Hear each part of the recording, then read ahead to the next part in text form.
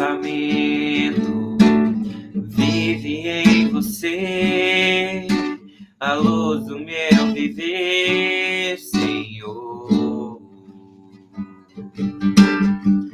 Basta entrar e eu me abrir pra te amar, nem precisa perguntar, te amo.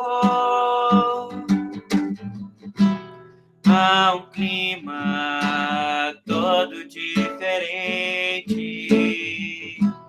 que aquece e mexe com o coração da gente. É como um sonho, é como um sonho. Eu me dou por inteiro, o teu é o meu coração. E ao teu lado eu sempre cego, já não há mais talvez, basta querer pra te ver outra vez, outra vez. Novo sol já vai surgir, nova flor se fez botão. O ventre da mãe já bate um novo coração. Nova luz se fez no céu, novo brilho em seu olhar. É o amor ensinando a aprender a amar. Evoluir é clarear o coração, é descobrir o amor que existe em nós, é nos tornar a cada dia mais irmão, é amar, é amar. Seja estrela da manhã ou um anjo que caiu do céu, o que hoje importa é que aprendamos a perdoar. O futuro se faz agora, já é hora de construir um mundo melhor para receber quem vem depois. Evoluir é clarear o coração, é descobrir o amor que existe em nós, é nos tornar a cada dia mais irmãos, é amar, é amar.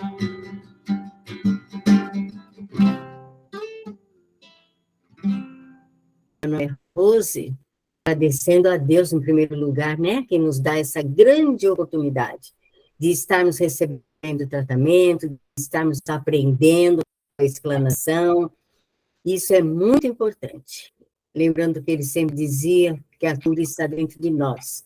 E como que nós conseguimos a cura? É nos melhorando interiormente, fazendo a nossa reforma íntima, procurando melhorar a cada dia, né? A água fluidificada, que é a continuação do tratamento, é muito importante, né? Ter a garrafinha com água, é individual, que cada um tem uma dificuldade, então a garrafinha é individual, remedinho, é como o remedinho homeopático. De gotinha em gotinha, nós vamos conseguindo a cura que necessitamos. Vou falar sobre a escala de trabalho hoje, né? Como nós vimos, o Ramon, nosso companheiro da casa, fez a alegria cristã, né? A harmonização tão importante, lembrando que a música também é uma prece, e é no momento que a gente fica em sintonia com a espiritualidade maior, facilitando esse intercâmbio de energias. É muito importante a música.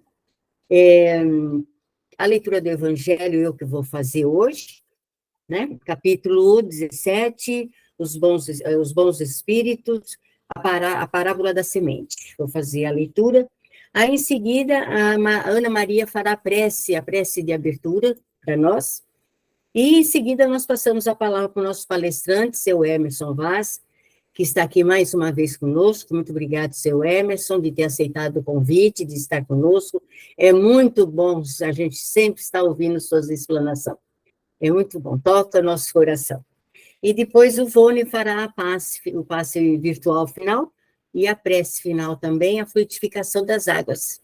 Tá certo? Então, vou começar agora, com a leitura do Evangelho. A parábola da semente, vou ler apenas o item 5. Naquele mesmo dia, saindo Jesus de casa, sentou-se à beira do mar. Reuniu-se em torno dele uma grande multidão. Por isso entrou num barco e sentou-se, permanecendo todo o povo na praia. E ele lhes disse muitas coisas através de parábolas, falando-lhes desta forma. O semeador saiu a semear. E enquanto semeava, parte da semente caiu ao longo do caminho. E as aves do céu, descendo, comeram-nas. Outra parte caiu em lugares pedregosos, onde não havia muita terra. E logo germinou, porque a terra onde estava não tinha profundidade. Mas, erguendo-se em seguida, o sol a queimou. E como não tinha raízes, secou-se. Outra parte caiu entre espinhos, e crescendo os espinhos, sufocaram-na. Outra, enfim, caiu em terra boa.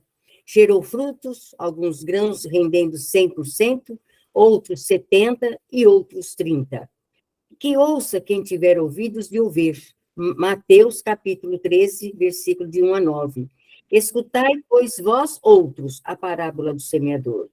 Todo aquele que ouve a palavra do reino e não a entende, vem o espírito maligno e arrebata, e foi semeado em seu coração. Este é o que recebeu a semente ao longo do caminho. E foi semeando em lugares pedregosos, e aquele que ouve a palavra e que a recebe com alegria no mesmo instante, mas não cria raízes nele, e fica apenas por um tempo. Quando lhe sobrevêm tribulações e perseguições, por causa da palavra, passa a tomá-la como causa de escândalo e queda para si. E que foi semeado entre os espinhos é aquele que ouve a palavra, mas vindo em seguida as solicitações desse tempo e a ilusão das riquezas sufocam nele a palavra e a torna infrutífera. O que foi semeado em terra boa é aquele que ouve a palavra e entende. Este gera frutos e rende 100, ou 70, ou 30 por um. Mateus, capítulo 13, versículo 18 a 23. Que assim seja. Vamos, neste momento, preparando para o nosso trabalho de noite, com os nossos olhos fechados, respirando profundamente, elevando o nosso pensamento, sintonizando com o Mestre Jesus, com a equipe espiritual que coordena este trabalho, agradecendo a todos pela assistência.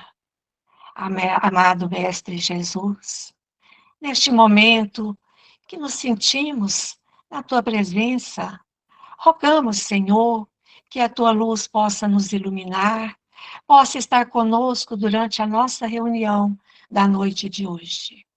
Obrigada por tudo que nos tem proporcionado, pelo dia de hoje, pelas bênçãos da vida e pela oportunidade de aprendermos cada vez mais um pouquinho do Teu Evangelho. Rogamos, Senhor, que Tuas bênçãos possam sempre nos intuir na prática do bem, na prática do amor ao próximo e também do amor a nós mesmos. Que assim, Senhor, com esta assistência maravilhosa, com essas energias vibrantes entre nós, vamos neste momento iniciarmos a nossa reunião de hoje, preparados para receber do alto todos os benefícios que necessitamos. Mestre amado, gratidão é o sentimento que nos envolve nesse instante. Rogamos que possa permanecer conosco, agora e sempre. Que assim seja. Que Jesus nos inspire, nos ampare, nos proteja, nos conduza em todos os instantes. E que este encontro evangélico que se dá em torno de suas palavras luminosas seja permeado pela sua presença viva em nós. Que assim seja. O Divino Mestre se utilizava dos elementos que estavam à sua disposição na Palestina do primeiro século, de forma a se fazer melhor compreendido Ele sabia que não poderia se comunicar com o povo de maneira direta, ostensiva, explícita, porque, nas suas próprias palavras, os corações estavam muito endurecidos. Ele haveria de fazer comparações. Ele ficava, antes do início do seu trabalho, que durou 3 anos, me refiro ao seu colégio apostolar, o seu apostolado de amor, por detrás da cidade de Nazaré, em recolhimento, a altas horas da noite, sentado parecendo uma estátua de granito, enquanto crivava os seus olhos nas águas azuis do Mediterrâneo. E ali ele ia pensando em como ele poderia, uma vez que estava completamente embevecido pelo amor do Pai, ensinar as pessoas, lembrando-as da plenitude da glória que lhes pertence. Como fazer um homem compreender que ele não está desligado de Deus, a não ser subjetivamente? Como lembrar a um homem do tesouro que ele é, por força ou necessária manifestação do Pai nele? Por que não lembrar o homem que ele é divino pela sua própria natureza e, portanto, cristificável, somente por comparações? Então o mestre haveria de cunhar parábolas, que do grego significa colocar uma coisa do lado da outra. Parabole é o termo original, comparar. Então, só comparando. O mestre, em determinada noite, ouviu de Deus o chamamento: meu filho, e vamos começar. Aquilo que você veio fazer no mundo está na hora. Ele ia crescendo em graça e sabedoria perante Deus e os homens. Era uma eclosão crística de um espírito puríssimo, inimaginavelmente evoluído. E o momento havia chegado. Desceu Jesus daqueles penhascos, fechou a carpintaria, despediu-se da sua mãe e foi ao encontro do seu primo irmão João. Desceu para a Judéia, de forma que o seu messiado fosse realizado na terra. Ele aceitou o título de mestre. Lembram-se? Queriam dizer que ele era isso, ele era aquilo. O único título que ele realmente aceitou é o de mestre. Dizeis que eu sou mestre, e dizeis bem, pois eu o sou. Ele sabia que tinha vindo ao mundo ensinar, mas ensinar de um ponto de vista holístico. Ele ia nos compartilhar a experiência sublime nele próprio, toda ela no campo da mística, a suprema sabedoria do Pai, mas não o poderia fazer senão através dos recursos de que lança mão um mestre divino, de forma a respeitar idiosincrasias humanas, ou seja, aquela pessoa que estava no começo, ainda que tivesse boa vontade, e só pudesse interpretar a parábola em um grau, a interpretava em um grau somente. Da mesma forma, a mesma parábola, quem já podia interpretar em 10 graus e mergulhar mais profundamente nela, assim fazia, e outros ainda mais. De todos esses símbolos maravilhosos de que Jesus se utilizou, certamente o mais poderoso, o mais eloquente, o mais sábio é a semente. A semente que nós encontramos na terra encerra em si todo o resumo do plano de Deus. Ela mostra para nós que ela tem uma potência criativa e, portanto, criadora extraordinária. E se ela encontrar as condições necessárias, por causa de toda a sua potência criadora realizável, realiza-se e manifesta-se. Lembramos aos senhores que nós vivemos uma experiência curta, tridimensional, dual, baseada em corpo de carbono, que no Espiritismo nós chamamos de encarnação. Disso tudo aqui nós ainda precisamos, por aqui nós passamos, aqui nós estamos, mas daqui não somos. A experiência transitória da encarnação nos enriquece quanticamente, subjetivamente, porque nos proporciona conhecimento e experiência, ao mesmo tempo em que nós podemos nos libertar de más inclinações, produto das nossas próprias escolhas no passado espiritual, como também o ensejo de nos tornarmos ainda melhores. A semente não era escolhida por Jesus tão comumente, de maneira coincidente. Ela é um símbolo espetacular da evolução. Se alguém pegar uma semente de manga, eu estou de propósito escolhendo uma semente maior, e colocá-la num laboratório para pesquisa científica com microscópio eletrônico, não vai, mesmo que procure por muitos anos, encontrar lá dentro da semente, no mundo microscópico, uma mangueira realizada com frutos. Não há dentro da semente de manga uma mangueira em miniatura microscópica, para que somente cresça e manifeste aquela mangueira que está pronta em miniatura. Lá dentro o que há é toda uma potência criadora realizável dessa mangueira. E o mestre se utiliza da menor de todas as sementes, que é a semente ou grão de mostarda, para se referir à grandeza do espírito em evolução. O que ocorre com a semente? Quando introduzida na terra, e esta terra não pode ser árida, ela tem que ter as condições necessárias, o humus, a umidade, etc. Uma vez que atende, depois de plantada aos convites solares da luminescência que vem do astro-rei, responde a esses convites rompendo a casca e se nutrindo daquilo que a terra, o humus, a estação do ano, a água e as condições necessárias lhe proporcionam para que ela comece a se revelar naquilo que ela sempre foi como potência. A semente responde aos chamamentos do sol porque ela é solar na sua constituição e é potencialmente realizável de forma que ela cumpre todos os processos programados pelo Pai, que é a causa dela. Como o Pai pré-programou a semente para que ela cresça, desenvolva e dê frutos, também dá o Pai para essa semente, todas as condições de que ela necessita para tal, Deus nunca jamais permitiu que uma semente fosse produzida sem que ele oferecesse para ela antes, ou ao mesmo tempo, se os senhores preferirem, todas as condições para que ela plenamente realize a sua vocação. Vocação é ótima palavra para se comparar com a semente, porque significa voz interior, é um chamamento espiritual, é uma força criadora, é um comando superior para a coisa inferior. E essa coisa inferior obedece a esse comando de maneira irresistível, porque, ainda que de maneira inconsciente, a semente sabe que todo o sentido de ser semente é realizar-se na árvore frutífera. Não foi por coincidência que Jesus escolheu a semente. A semente é uma excelente comparação da evolução humana. O que é o homem no começo do processo evolutivo? Uma essência pura, qualitativa, simples e ignorante. Por que os espíritos, entidades venerandas, na codificação, dizem para Allan Kardec que no começo todo espírito é simples e ignorante?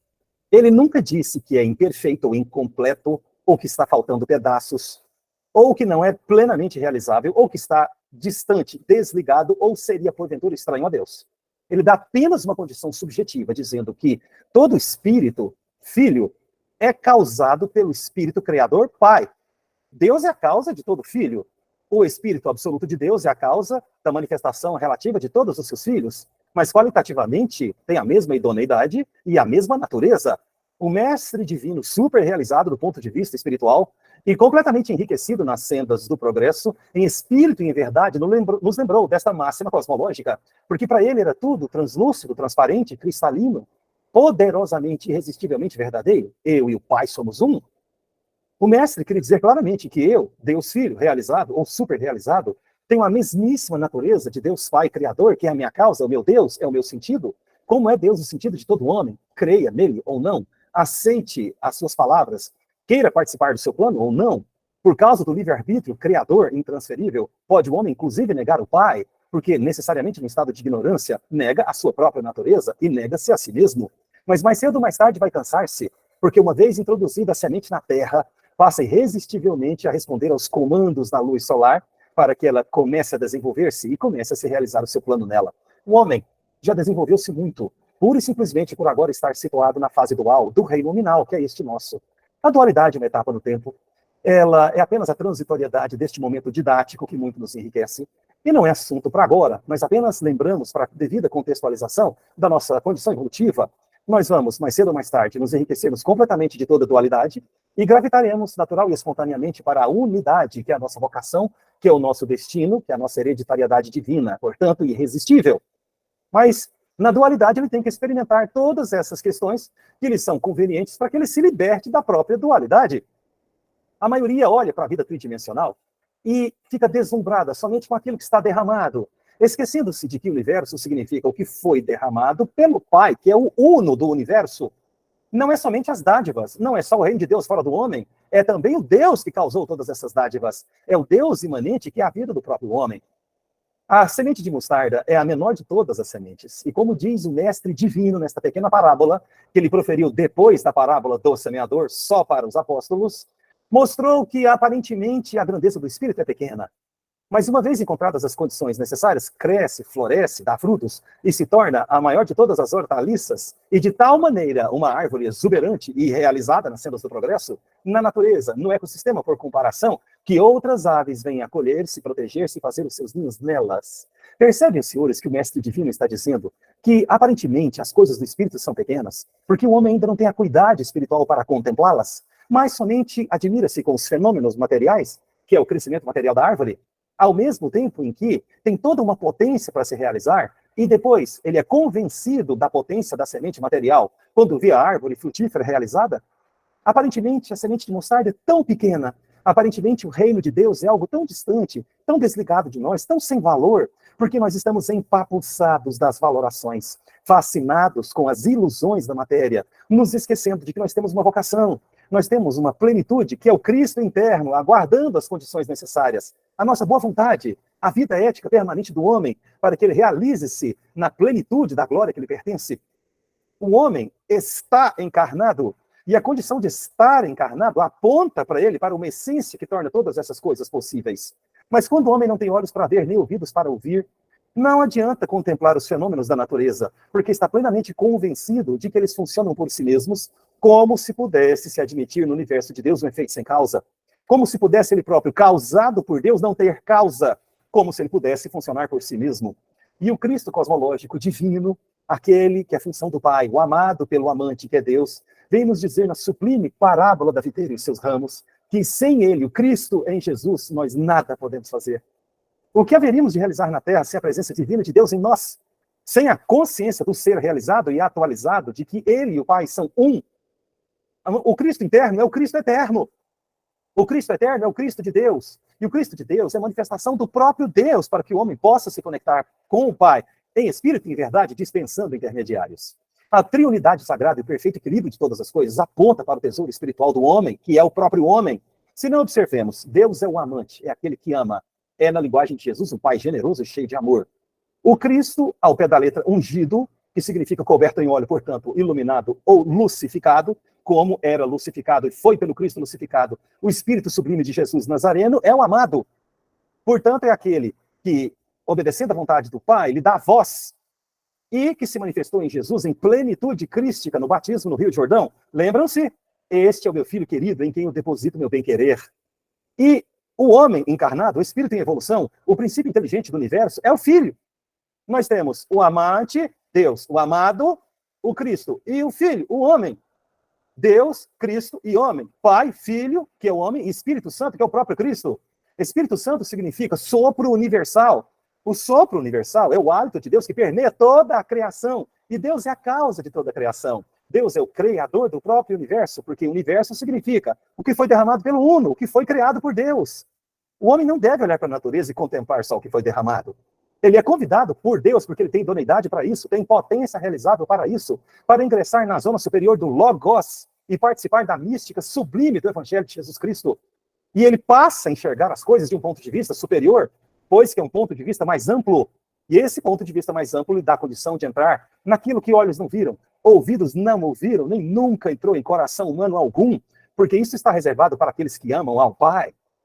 O homem se fascina com as ilusões e se esquece da causa, que é a suprema realidade de si mesmo. O homem fica fascinado com os contenedores materiais e não tem ainda relação, por falta de boa vontade, com o conteúdo divino que vivifica esses conteúdos mortos. Não há nada fora do homem que seja verdadeiramente vivo, porque não há nada fora do homem que tenha caráter de eternidade. O Pai sabe disso. O cosmos tem data de validade, um dia ele vai acabar e vai desaparecer como se nunca tivesse existido. É a lei da própria matéria, que pela vontade de Deus está em constante mutação, desenvolvimento, progresso, cadência. Ela tem uma sístole, uma diástole, tem uma expansão e tem uma contração. Depois dessa expansão vem a contração e tudo desaparece. E esse desaparecimento tem a ver com o plano de Deus que se cumpriu. Depois vem outros planos. Deus não tem limitação. Nós conhecemos esse universo desse jeito, mas há outros universos e Deus os realiza conforme a sua vontade. Ele faz o que ele quiser, sem dificuldade, sem absolutamente nenhum tipo de limitação. Não tem limitação de tempo, limitação de poder. Deus não se cansa com nada, isso é absurdo. Da maneira com que Deus cunhou esse universo, derramou todas essas coisas para nós, que nós chamamos de cosmos, tudo é útil e nós de tudo podemos usufruir. E de tal maneira podemos usufruir que nós poderemos mais cedo ou mais tarde tudo aprender para participar de planos superiores. Através da sua jornada evolutiva, nós temos que conhecer a ile, matéria, passando pela bios, vida, ingressando na noosfera, que é a esfera da inteligência ou do ego, rumo ao logos, que é a mística ou a suprema sabedoria do Pai, sempre guiados pelo Cristo interno, luz guiados pelo Cristo cosmológico. Como é que eu vou ser guiado pela minha consciência, se a minha consciência não for a consciência do próprio Deus, que eu sou? Não há vida estranha a Deus, não há criatura que não tenha sido criada por Deus. O homem é o que é, porque Deus quis que assim ele fosse. E ele é aquilo que Deus é, não pode ser estranho a Deus. Nós vivemos a vida que Deus vive em nós. E é por causa de Deus a vida que o homem, o vivo, pode participar da sua eternidade, da sua glória e realizar-se. O que acontece com a semente depois que tudo realizou?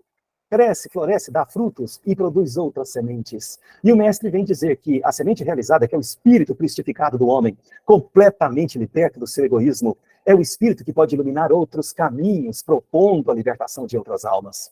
Observem o gesto de amor incomensurável do nosso mestre amantíssimo, Jesus, através de quem falou Cristo de Deus. Ele fez um sacrifício que, num descenso vibratório que durou 1000 anos, veio novamente habitar um corpo de carne, num plano tridimensional, para se relacionar conosco e nos falar dentro de uma linguagem que nós poderíamos contemplar, que o reino de Deus era perfeitamente realizável em nós, e que o reino de Deus realizável em nós era um reino qualitativo que haveríamos de manifestar pela nossa boa vontade. Podemos dar um exemplo rápido. Lembram-se daquele jovem cujo pai havia acabado de morrer? Jesus viu que nele havia começado a primeira experiência direta de Deus, a cristificação do jovem. O jovem havia começado esse processo de resposta pela sua vocação divina aos chamamentos de Deus. É como se o jovem fosse uma semente ou um grão de mostarda que, semeado, havia respondido aos primeiros convites do sol para romper a casca e iniciar o seu processo de libertação. Jesus sabia, porque era espírito cristificado, ele próprio, Jesus sublime, que o jovem havia realmente começado esse processo. E a partir daí, o jovem teria toda a idoneidade para realizar-se, e que não era ilusão, mas realidade, ainda que no começo. O jovem, reconhecendo que o pedido de Jesus era real, porque o jovem vivia pela primeira vez a experiência direta de Deus, quis apenas prestar uma homenagem ao pai que havia acabado de desencarnar. Lembra-se do que Jesus disse para ele? O jovem disse: mestre, aceite seu convite. Permita apenas que primeiro cumpra com a minha obrigação filial. Porque o jovem pensava que participar da cerimônia fúnebre, que para nós seria hoje o velório e o enterro de seu pai, era um ato de caridade real e verdadeira que tinha a ver com o decálogo. Honrar pai e mãe para viver bem muito tempo na terra, porque era a lei mosaica que tinha orientado o jovem. E ele era orientado, claro, pelo decálogo que havia sido oferecido por Moisés, primeira revelação de Deus para os homens nesta civilização. Jesus concordou com esse ato de misericórdia do jovem. Jesus disse para o jovem que nada mais justificado do que isso. Ele disse: nenhum segundo mais de perda de tempo. Vai, proclama o reino de Deus e deixai aos mortos o cuidado de enterrar seus mortos. Citando o mestre sublime, um conceito de morte que se aplica em 3 níveis. Morto para o corpo físico, o pai dele. Morto para as coisas espirituais, aqueles que não se interessavam pela sua doutrina. Morto para o seu chamamento, os extremamente apegados às transitoriedades. O jovem não. Pela primeira vez se mostrava vivo. E o que o mestre Jesus disse para ele: a partir de agora não tem mais volta. Começou o processo de transformação interior. Começou o seu Pentecostes, poderíamos dizer. Começou a sua cristificação. Não tem sentido nenhum você voltar atrás. Outros podem cuidar disso. Seu pai não é mais um corpo físico, nunca foi. E esse corpo físico agora não pode mais abrigá-lo. É a aparente pequenez do espírito no grão de mostarda, em face da sua incrível onipotência, haja vista a sua natureza divina. E vem o mestre nos ensinar que a verdadeira bondade está em cumprir em si mesmo, o homem, a vontade de Deus. O que deve fazer o homem para cristificar-se? Deve adotar uma conduta ética permanente, e não mais pequenos atos de bondade intermitente. Deve procurar abandonar dia após dia, progressivamente, até que ele alcance completamente a libertação do seu ego personal. Deve cessar o sistemático ensejo de satisfazer o capricho egóico. Deve perguntar-se todos os dias: eu deposito a minha confiança em Deus? Eu vivo para acolher o seu evangelho e colocá-lo por obra? E veio Cristo, através de Jesus, nos dizer que todo aquele, pois, que tendo ouvido estas minhas palavras, é como um homem sensato que edificou a sua casa sobre rocha. Desabaram aguaceiros, transbordaram os rios, sopraram os ventos e deram de rijo contra esta casa. E ela tudo suportou porque havia sido edificada sobre rocha. Ao homem, a suprema sabedoria não consiste somente em ouvir estas palavras, mas em realizá-las na sua vida. Como é que pode o homem brilhar uma luz que ele não é? Como é que pode o homem temperar todas as suas experiências materiais como sal da terra, se sal da terra ele não for? Como é que pode o homem cristificar-se se ele não for potencialmente cristificável? A vitalidade do Cristo cosmológico flui através das almas cristificadas. Elas são exemplo para nós do homem do futuro. E o divino mestre Jesus era um exemplo deste homem super realizado nas sendas do progresso. Espírito sublime que vinha da parte de Deus e que bebia na fonte, fonte puríssima. Por isso que tudo que Jesus retransmitiu, tudo que ele ensinou, disse, fez, pensou, desejou, tudo isso é a máxima expressão da verdade. Céu e terra passarão, porque tudo isso é do cosmos, é do universo derramado, tem data de validade. Minhas palavras não passarão, porque as palavras do Cristo em Jesus têm caráter de eternidade. Quando é que nós vamos abandonar a quaresma do Cristo doloroso e acolhermos definitivamente a Páscoa do Cristo glorioso? O Jesus doloroso sabia que tinha que passar por tudo aquilo, porque estava escrito que ele seria entregue à perversidade dos seus, para que ele entrasse na sua própria glória. Muito cuidado, porque alguns vão querer dizer que Jesus pode proporcionar a glória dos outros, como se ele pudesse transferir evolução, ou dar felicidade, ou produzir conhecimento e experiência escamoteando a evolução dos seus filhos, nas suas ovelhas, porque ele é pai de todos, ele é o maior de todos. O cancioneiro das bem-aventuranças, ou na linguagem do Ramatiz, um dos mais sábios anjos do céu. Esse espírito sublime, que era todo amor, ele vinha nos dizer, vocês não estão desligados de Deus? Isso não faz parte do plano. Vocês não têm como ser abandonados por Deus. Ele é um Pai generoso, absolutamente perfeito. O plano dele em vocês não vai falhar. Eu vim lembrá-los que vocês são semente, mas vocês se recusam a cumprir com a sua própria vocação realizável. Estão fascinados pelas ilusões, mas a encarnação foi para que vocês despertassem para o verdadeiro senso espiritual de realidade. Vocês vivem satisfeitos, extremamente apegados, como o jovem rico, à transitoriedade da existência material, quando a encarnação foi desenhada por Deus para lhes proporcionar a eternidade do ser vertical e espiritual. Primeiras coisas primeiro. O Mestre Jesus não tinha projeto de felicidade para nós. Ele sabia que esse projeto já estava desenhado por Deus. Ele não nos convidava a irmos juntos com ele em algum projeto para que nós nos tornássemos felizes. O Mestre veio para que nós nos regozijássemos com a nossa própria realidade espiritual. E isso ele disse para os apóstolos, regozijai-vos, é-vos anunciado o reino de Deus. Anunciado, não é trazido, porque anunciado significa está em vocês, é o que vocês são, basta vocês quererem realizar, basta ter boa vontade. A mulher samaritana disse que Deus nunca tinha feito nada por ela, e Jesus disse para ela que isso não era verdade. E ela disse que não tinha nada para dar, para que ela, porventura, atendesse aquele convite de Jesus no poço de Jacó. E Jesus disse, a única coisa que Deus quer de você é o seu coração. Basta que ela mude de atitude espiritual para viver uma vida diferente. E aquela mulher que bebeu na fonte, observem, coisa maravilhosa. Do lado, uma fonte de água material. Do outro, uma fonte d'água que salte para a vida eterna. E a mulher quis beber na fonte. E em encarnações futuras, adotou a personalidade de Teresa de Áquila, uma mulher nobilíssima e de conduta elevadíssima nas sendas do progresso aqui mesmo na Terra. O Mestre veio proclamar o reino de Deus, dizendo, agora vocês têm um exemplo vivo do que é este reino completamente realizado, porque Jesus era cidadão autêntico deste reino que ele pregava. Ele era verdadeiramente feliz. Então, meus irmãos, quando ele nos compara com o grão de mostarda, ele quer dizer, toda a grandeza do Espírito está em vocês com potência. E Deus vos dá o universo inteiro para que vocês possam atualizar-se. E isso no Espiritismo nós chamamos de evolução. A evolução não é o que nós recebemos de Deus. Ele não tem nada para nos dar no sentido pleno do que seja a definição de espírito. Todas essas coisas não seriam acrescentadas. Como são? Deus, quando manifestou-se no espírito, que era simples e ignorante, manifestou-se 100%. Não ficou faltando nada. O plano é o seguinte, vocês vão imiscuir-se com os reinos superdensos e vão se enriquecer até o reino nominal, quando vocês poderão acelerar o próprio processo evolutivo. E o reino nominal é este. E a fase dual é a fase didática apropriada. Devem-se os senhores lembrar das palavras de Jesus, que são palavras que têm caráter de eternidade nos seguintes termos. Felicidade para Jesus é algo claríssimo. Não deve haver qualquer possibilidade de confusão, portanto. É algo transparente, cristalino, explícito, ostensivo. Felicidade para Jesus é o seguinte, Deus primeiro. Isso é felicidade. Isso é atitude espiritual. Isso é sabedoria no campo da mística.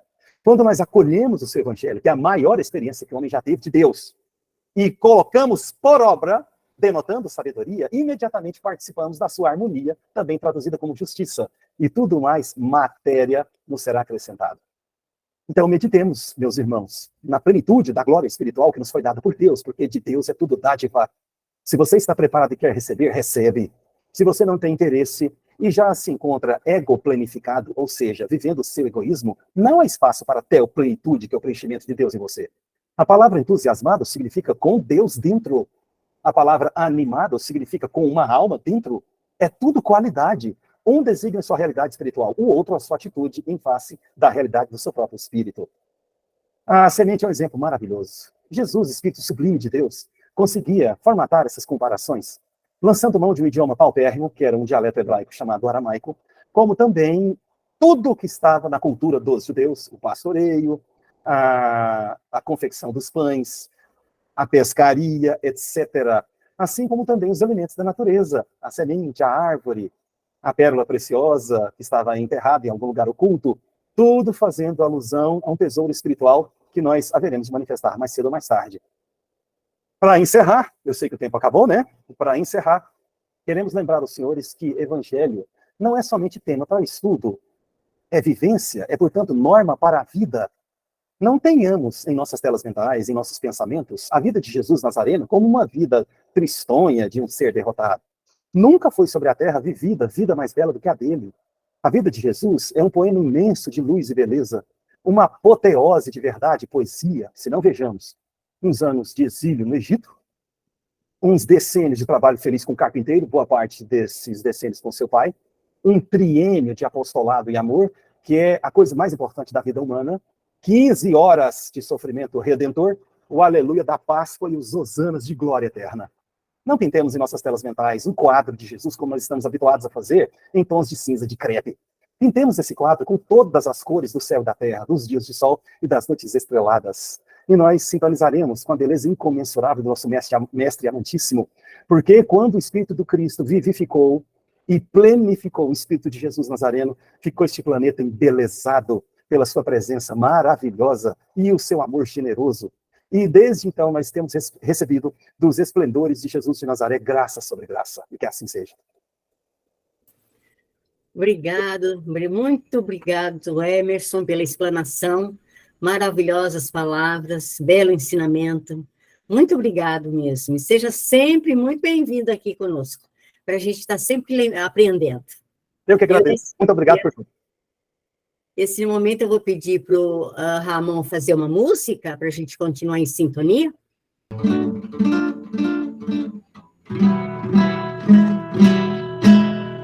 Teve alguém na história de Belém que a história quase não falou, mas fez também a noite de Natal. Foi companheiro, amigo e pai leal. Teve um sonho, lindo sonho, uma flor, linda flor, um mar tão pobre, mas rico de amor. No dia a dia trabalhava com suor, trabalhava talhando a madeira com amor. Tardezinha voltava para o lar, eu aguardava Jesus e Maria. Todas as tardes eram tardes de amor, a mesa posta e o pão de cada dia. Teve um sonho, lindo sonho, uma flor, linda flor e um lar tão pobre, mas rico de amor. No dia a dia trabalhava com suor, trabalhava talhando a madeira com amor. Ó carpinteiro de Nazaré, inspira o homem a ser fiel. Dessa oficina de amor e fé, fazer do lar o próprio céu. Teve um sonho, lindo sonho, uma flor, linda flor, um lar tão pobre, mas rico de amor. No dia a dia trabalhava com suor, trabalhava talhando a madeira com amor. A todos, para que nesse instante façamos uma preparação para receber o passe, fechando os nossos olhos suavemente, relaxando o nosso corpo físico, respirando profunda e pausadamente, elevando os nossos pensamentos, mentalizando toda a equipe de trabalhadores dos dois planos da vida que aqui se encontram, para que possamos alcançar essa sintonia tão importante nesse instante. Vislumbremos agora os nossos irmãos que estendem suas mãos sobre nós e, em movimentos rápidos, retiram de nós o cansaço, a dor, a doença, as dificuldades que enfrentamos diariamente. Vamos sentindo o nosso corpo leve. E, mais uma vez, estendem suas mãos sobre nós. Em movimentos pausados, espargem sobre nós a energia magnética que penetra através dos nossos chakras, revigorando todo o nosso ser.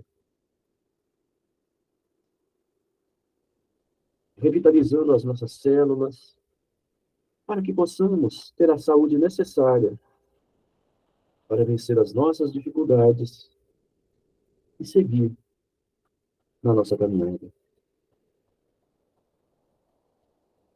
Nossos irmãos agora se direcionam para as nossas águas. Estendem suas mãos sobre elas. Essa energia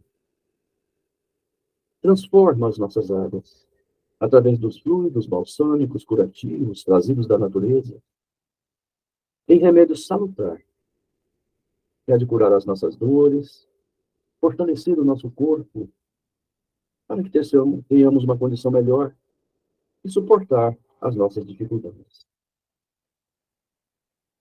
Sintamos nesse instante um bem-estar muito grande. Agradeçamos a Jesus por esse momento em nossas vidas, de receber esse tratamento que é luz na vida de cada um de nós. E assim, meus irmãos, ao encerrarmos mais essa noite de bênçãos na nossa vida, agradecemos a Jesus, aos trabalhadores, por mais essa etapa na nossa caminhada, pelo tratamento recebido, pela luz do Evangelho na nossa mente, e a esta casa bendita que conduz a cada um de nós aos melhores caminhos da nossa encarnação. Bondoso Mestre Jesus, que a tua luz, Senhor, continue iluminando os nossos passos, para que sejamos mais vívidos possíveis na nossa caminhada. Agradecemos a ti, Senhor, por essa oportunidade bendita. E rogamos mais uma vez que permaneça em nossos corações por toda a eternidade. Graças a Deus, que assim seja.